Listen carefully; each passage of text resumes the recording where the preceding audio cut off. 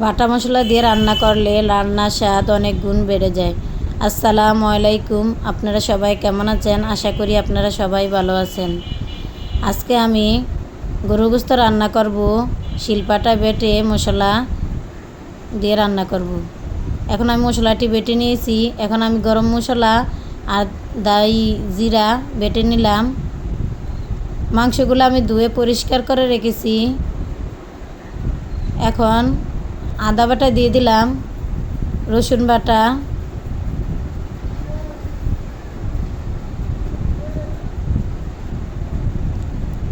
দিয়ে দিলাম হলুদের গুঁড়া, মরিচের গুঁড়া, ধনিয়ার গুঁড়া। যে মশলাটা আমি বেটে রেখেছিলাম ওই মশলাটা দিয়ে দিলাম। পেঁয়াজ কুচি দিয়ে দিব।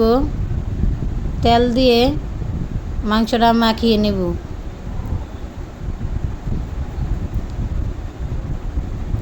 মাংসটা মেখে আমি কিছুক্ষণের জন্য রেখে দেব।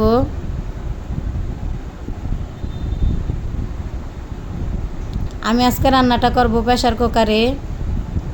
তার প্রেসার কুকারটা বসিয়ে তেল দিয়ে দিলাম। আমি মাংসটা মাখানোর সময় সামান্য অল্প তেল দিয়েছি। এখন আমি পরিমাণ মতন তেল দিয়ে দিলাম। এখন আমি গরম মশলা দিয়ে দিব, দারচিনি, এলাচ, তেজপাতা, ওইগুলো দিয়ে দিলাম। যে মাংসটা আমি ম্যারিনেট করে রেখেছিলাম এই মাংসটা দিয়ে দিব।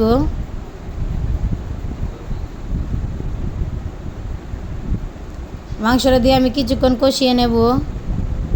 যে পাত্রে আমার মাংসটা ছিল ওই পাত্রেটা ধুয়ে একটু পানি দিয়ে দিলাম মাংসটা কষানোর জন্য। কেউ কেউ বলে প্রেসার কুকার রান্না করলে খেতে ভালো লাগে না, স্বাদ লাগে না।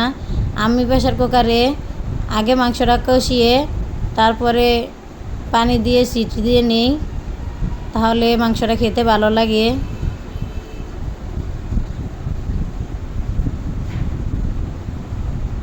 আমার মাংস কষানো হয়ে গেছে। এখন আমি আলু দিয়ে দিব। আগে দেখা যাইতো আমার মা দাদিরা শিলপাটা বেটে মাংস রান্না করতো, তাই জন্য তাদের মাংসের স্বাদ অনেক গুণ বেড়ে যেত।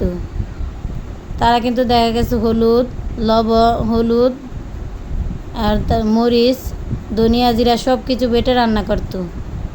আমরা তো এখন গুঁড়া দিয়ে রান্না করি। মাঝে মধ্যে আমি মশলাটা বেটে দেই। এখন আমি পানি দিয়ে দিলাম ঝোলের জন্য, দিয়ে সিটি দিয়ে নেব।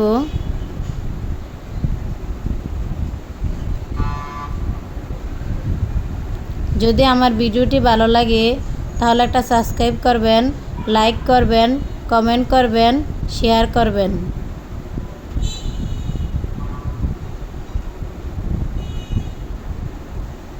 এখন প্রেসার কুকারের ঢাকনাটা দিয়ে দিব।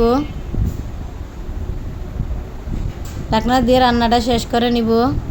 দেখেন আমার গরু গোশত রান্না করা হয়ে গেছে। আসসালামু আলাইকুম, আল্লাহ হাফেজ।